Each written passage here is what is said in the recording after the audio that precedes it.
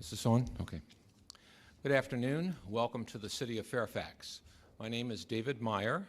I am the Mayor of the City of Fairfax, and I appreciate your interest and your presence today. In the last 24 hours, the City of Fairfax was informed of its first presumptive positive case of the COVID-19 virus, also known as coronavirus. Today we have several officials who are going to be speaking to this issue, and I would like to begin by recognizing John Silcox from the Fairfax County Health Department.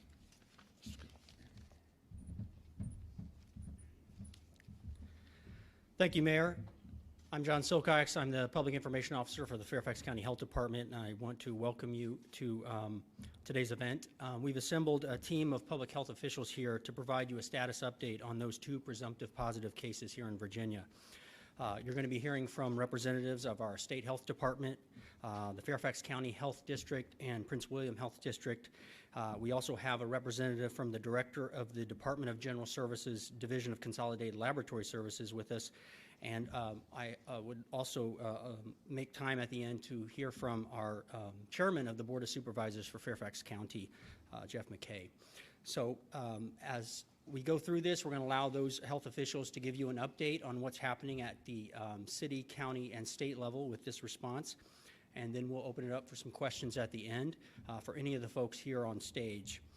I just want to remind you that this media briefing is being live streamed on Fairfax County's and Fairfax City's government channels and the Health Department's Facebook page for those who may be viewing at home. Again, we'll take questions at the end. And now I'd like to introduce our first speaker. I'm honored to introduce our State Health Commissioner, Dr. Norm Oliver. Good afternoon, everyone. As Mr. Silcox just mentioned, I am Dr. Norman Oliver, the State Health Commissioner in Virginia. Yesterday, the first two cases in Virginia of the novel coronavirus disease, COVID-19, were identified. A coordinated public health response is already underway. While the risk to the general public is low, the Virginia Department of Health is working with the Centers for Disease Control and Prevention, the Fairfax Health District, the Prince William Health District, and our Department of Defense partners to identify people who had contact with the cases and may be at risk of becoming infected with this novel coronavirus. I would like to sincerely thank our partners for collaborating in this very complex and rapidly evolving situation. Before I turn this over to my colleagues to provide more details, I would like to emphasize that protecting the health and well-being of Virginians is our top priority. The virus is spreading much like a novel influenza virus would. VDH, the Department of Health, has led a very robust and comprehensive pandemic influenza preparedness effort since 2004. VDH successfully responded to the H1N1 flu pandemic in 2009 to 2010, and that work serves as a very solid foundation for the work that we're doing in response to COVID-19. The Virginia Department of Health works with partners across all sectors, including healthcare providers, state and local government, first responders, and many community partners to prepare for and respond to outbreaks and all types of emergencies. For more details on this COVID-19 disease and our response to it, I'd now like to turn it over to our state epidemiologist, Dr. Lillian Peak. Good afternoon, everyone. Testing for the patient at Fort Belvoir was conducted at Walter Reed National Military Medical Center. Testing for the patient from Fairfax City was conducted at the Department of General Services Division of Consolidated Laboratory Services in Richmond, Virginia. Both tests will be confirmed at the Centers for Disease Control and Prevention. Both cases had traveled internationally days before developing symptoms, and the two cases are not related. At this point, there are no signs of the virus spreading in the community in Virginia. As of 9 o'clock this morning, 44 Virginians have been tested for the novel coronavirus. 36 tests were negative, and we are awaiting results on 6 tests. Virginia has been preparing for the possibility of cases occurring in the Commonwealth since early January, when the novel coronavirus was first identified in China. The Virginia Department of Health has been closely coordinating with clinicians, our state lab, and other key partners statewide, so we are able to identify cases early and take action quickly to prevent the spread of the disease to others. Virginia's local health departments across the state are working with their communities to prepare, increase awareness, and encourage prevention. VDH stood up a COVID-19 webpage very early in the response, and we are keeping it up to date with accurate information. A call center is open for people who have questions about COVID-19. The number is 1-877-ASK-VDH3.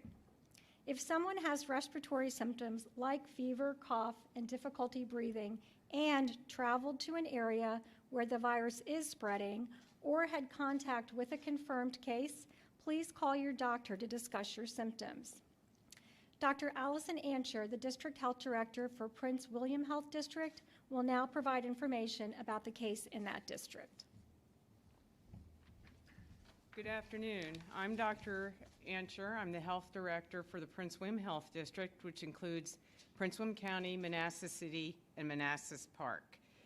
As the others have mentioned, there have been 2 presumptive positive cases of COVID-19. The Prince William Health District is coordinating its response with the Virginia Department of Health, Governor Northam's administration, and the Centers of Disease Control. The Virginia Department of Health and the Prince William Health District are supporting the public health entities of the Department of Defense. We are working on the contact investigation in our district for those who are not on Marine Base Corps Quantico, and we will be coordinating with the other jurisdictions which may have some contacts to that case. Most importantly, we have exercised previously with Marine Base Corps Quantico in the past for various public health events, in particular for H1N1 response. So we feel that we have a nice coordinated relationship with the Marine Corps base and are prepared to help them respond. We are working around the clock, as you can see from the bags under my eyes, as the public health issue continues to develop and we learn more. The Prince William Health District is working on taking all measures, of course, to protect the health of the residents of not only our community, but of the state of Virginia. Finally, despite these 2 major developments, there are 2 action steps Virginia can do during this time. Taking simple precautionary measures to prevent the spread of this virus through their community, and relying on the VDH and CDC website for the most accurate information. Next is Dr. Gloria Adiensu. She's the Fairfax County Health Director, and she will provide information on what's happening in Fairfax right now. Thank you, Dr. Ansher. Good afternoon. I'm Gloria Adiensu, Director of Health for Fairfax County. The Fairfax Health Department serves the Fairfax Health District, which is comprised of Fairfax County and the cities of Fairfax and Falls Church. As Dr. Oliver stated earlier, a Fairfax Health District resident has tested positive for COVID-19 through testing conducted at Virginia's Public Health Lab, DCLS. Again, this is a presumptive positive result, which means that the CDC will be confirming the test results. The individual is a Fairfax City resident. And while we await confirmation of the test result, we are taking public health actions and are working closely with our city, county, and state partners to monitor the patient and identify any close contacts who may have been exposed, and would require testing or monitoring for symptoms of COVID-14. Fortunately, the individual had limited contact with others while ill, and therefore the risk to the general Fairfax community remains low. Next, Dr. Ben Schwartz, who is a medical epidemiologist and Director of Population Health and Epidemiology at the Fairfax County Health Department, will provide specifics about the case.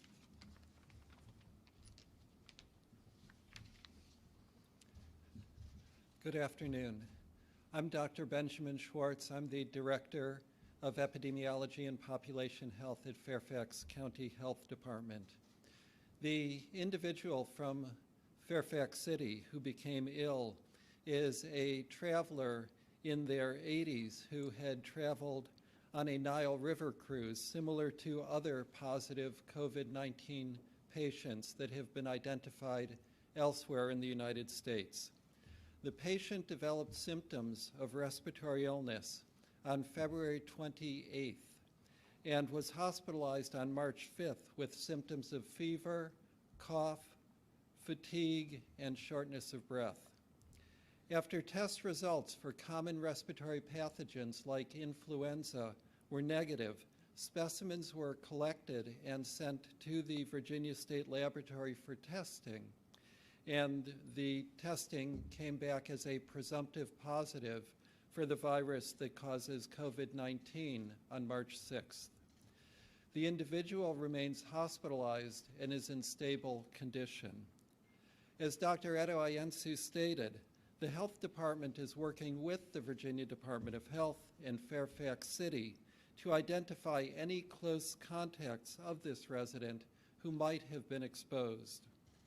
If other people are found to have been exposed, we will provide guidance to those individuals and will monitor them closely for the development of symptoms. We are working diligently and taking all measures to protect the health and safety of our residents. Out of respect for the privacy of the patient and their household, this is the only information we will be able to share about the case. I would like the public to know that no additional precautions are recommended at this time beyond the simple daily measures that everyone should always take to prevent the spread of influenza and other respiratory illnesses, to stop the spread of germs. These precautions include washing your hands thoroughly with soap and water for 20 seconds, covering coughs and sneezes, staying away from others who are sick, and if you yourself are sick, staying home and away from other people until you are well. This is a rapidly evolving situation, and information is being shared as it is known on the CDC, Virginia Department of Health, and Fairfax County Health Department websites. Thank you. Next, we'll hear from the chairman of the Fairfax County Board of Supervisors, Jeff McKay. Thank you, Dr. Gloria, and good afternoon, everyone. And I want to also thank all of you for coming out to attend and to help us in messaging with the community. I also want to thank the mayor, the folks from the city council who are here, and acknowledge a few other folks in the audience who are here as well. Our superintendent of public schools, Dr. Brabrand, and the chairman of our Fairfax County Public School Board, Karen Corbett Sanders. Thank you all for being here as well. Just a few things I want to touch on. First, while this is obviously a very important evolving situation, I am imploring the public to come to Fairfax County as a trusted source of information, that there is a lot of misinformation out there, and frankly, we need to make sure people go to trusted sources to get information about this evolving situation. The second thing is that Fairfax County has in place plans for exactly this type of situation. As you might expect, we're a well-resourced county, and we have sophisticated plans to deal with this type of epidemic in place that have been in place for over a decade. And so we are ready to deal with whatever comes our way, and we want to make sure the public has that confidence. And lastly, and probably most important, is that no one should panic. as has been stated before, if folks adhere to the basic daily guidelines that have been mentioned before, the good hygiene recommendations, that is the number one thing we need from the public at this point, to adhere to those things and to not panic as this situation evolves. We will constantly message out to the community updated information, and we hope that everyone in the community helps us by making sure that they are spreading the proper information and following the advice that has been given today. So thank you. Thank you, Chairman McKay. We're going to go ahead and open up to questions. Before we do, just a couple of quick reminders.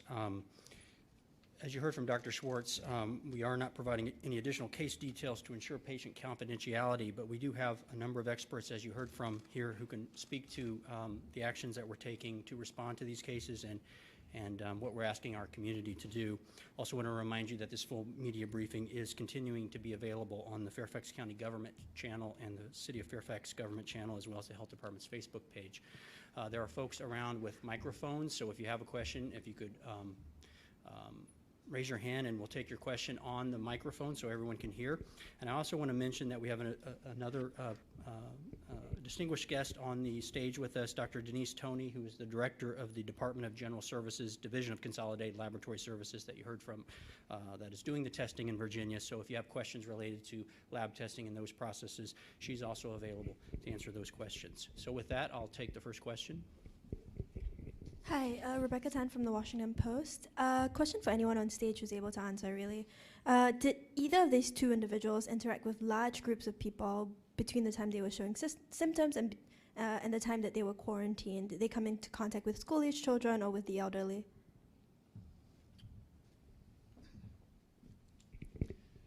In terms of our Fairfax City resident, the number of contacts that they had is very limited. We are currently investigating those contacts in the locations where significant exposure may have occurred and therefore where the virus may have been transmitted. But the number is limited, and we are reaching out to each of those contacts, finding out more information about the exposure, and then we will provide guidance to them based on that exposure.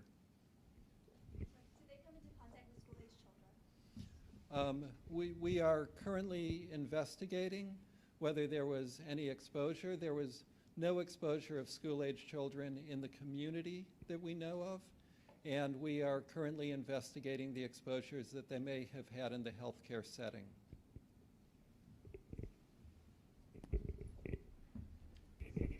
Hello, my name is Chang Lee. I'm a reporter from the Korea Times.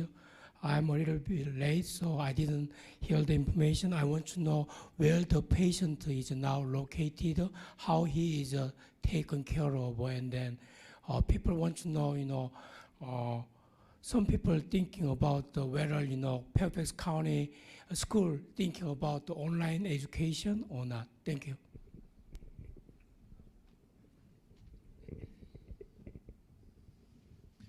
At this point, we are not releasing the name of the hospital where the patient is located because of his privacy and confidentiality. What we can say is that the patient is in stable condition and is not in intensive care.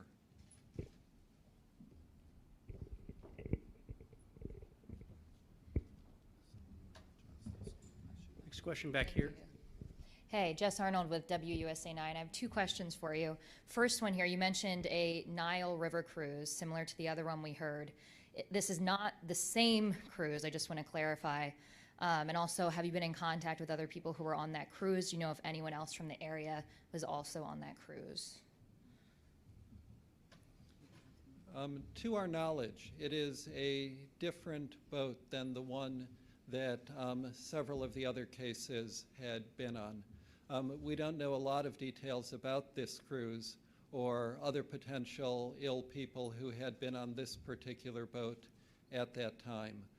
We also don't know of any other residents in Fairfax County who were on that cruise other than the spouse of the patient. Okay, the spouse, and is the spouse of the patient showing any symptoms?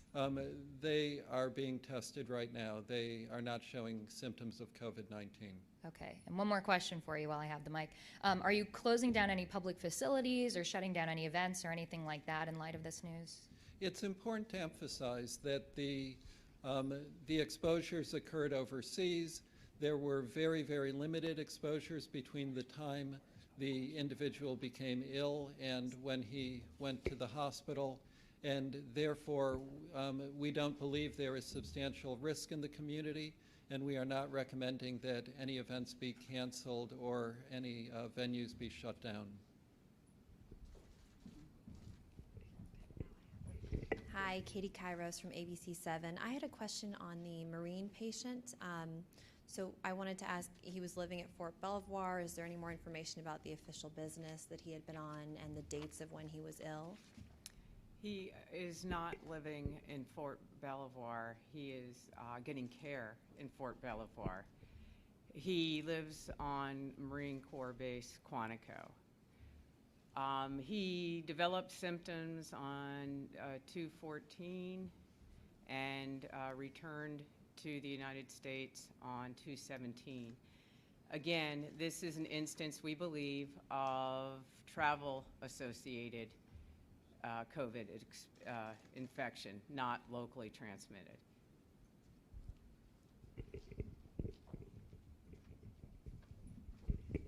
Again, on the Marine, did he return home to the base before receiving care in Fort Belvoir? And secondly, within Fort Belvoir, has he been moved anywhere, or has he been in a medical facility? To be honest with you, I can't comment on his care at Fort Belvoir. This is a Department of Defense individual. We are the supporting agency. He did come home and did not report symptoms until he was home a couple days. Okay, so he returned to the U.S. on February 17th, and when was he hospitalized? He was hospitalized a couple days ago. Would you be able to provide the date, or? I don't know the date offhand, exact date offhand. And just to make sure that I'm completely clear on this, any interaction with the elderly or with school-age children? We're working on the contact investigation. We had to, the Department of Defense interviewed the individual last evening and has begun to provide us information on contacts. And as you may not be aware, as you start interviewing contacts, sometimes you find out information about other contacts.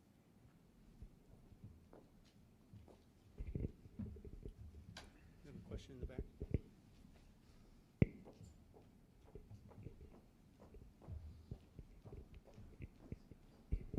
Valerie Bonk, WTOP News. I have two questions. One is information for travelers coming in to airports.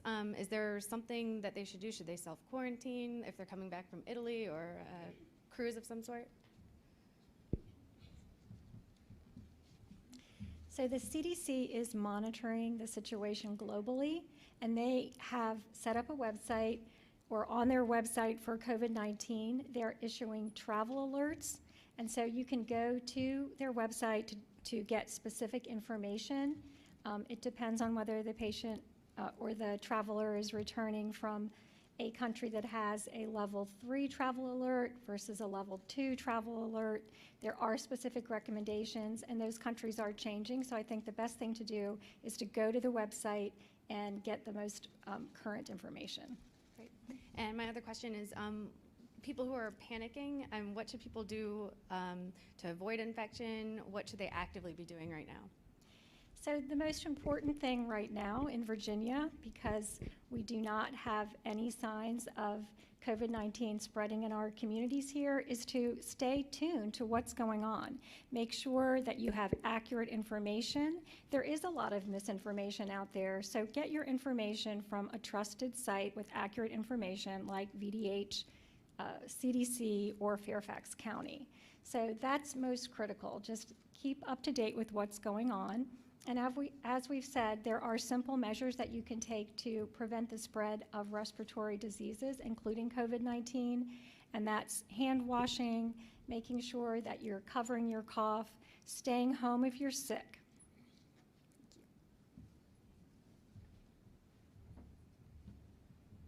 We'll entertain a couple more questions, so I have one here.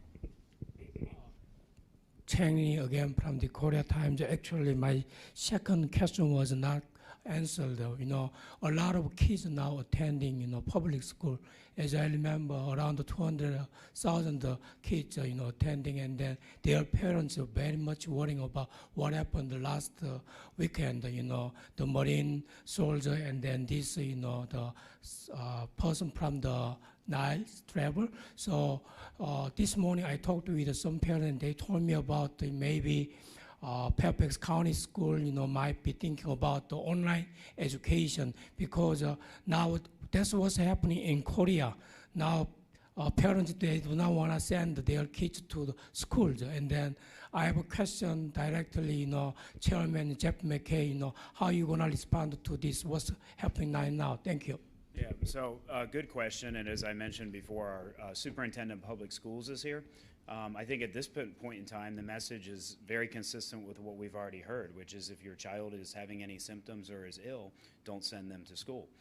The basic things, the basic guidelines, hand washing, those things are good advice, particularly for young people that we say all the time. But at this point in time, there's no reason for the schools to close schools, and if there is eventually that possibility, then that will be something that will be decided by the Fairfax County Public Schools superintendent, and it'll be based on information that they receive that concerns them enough to do that. But at this point in time, there's absolutely no reason to do that. I will also say that the schools are very closely monitoring the situation, and I would encourage all parents, and as a parent myself, I've made sure that I've done this, encourage all parents to sign up for communications from FCPS directly. They've been messaging out critical information to the community the last several days. Folks should sign up to get their emails, to get the information that comes out from FCPS, because they are constantly communicating with the community on that.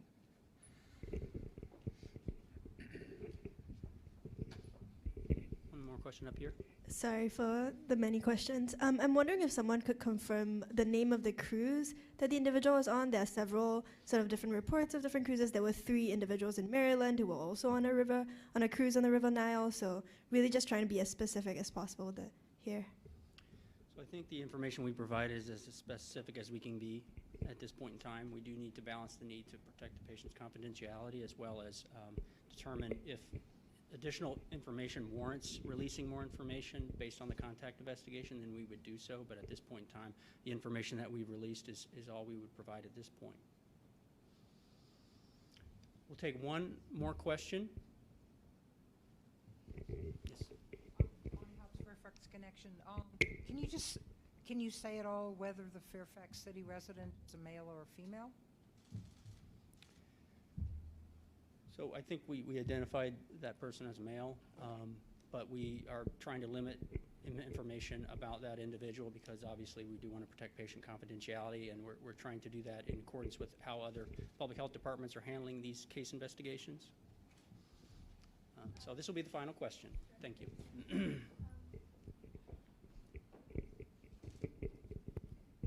How many test kits does the state of Virginia currently have? Are more on the way, and does it have enough supplies at the moment? Thank you for your question. Again, I'm Dr. Denise Toney. I'm the director of the Department of General Services Division of Consolidated Laboratory Services. Currently, we have 2 test kits in-house, and we have kits already ordered and en route. Hopefully, we will be receiving them next week. We are estimating that each kit can test approximately 150 to 200 patients. The number of patients that is tested depends on the number of specimen types that are submitted, and also if repeat testing needs to be done. So that number is a fluid number, but that's a good ballpark range. Correct. We have more kits on order, and the availability of kits will dictate how many kits we will be able to receive at one time.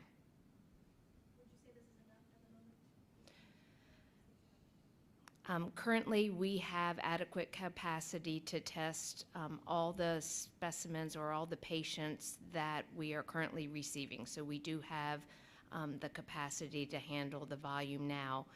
We have been working closely with the Virginia Department of Health as well as our university hospitals and private commercial laboratories to discuss their testing capacity, and we anticipate that the access to testing will continue to increase each day so that Virginia will have capacity to test whoever needs to be tested.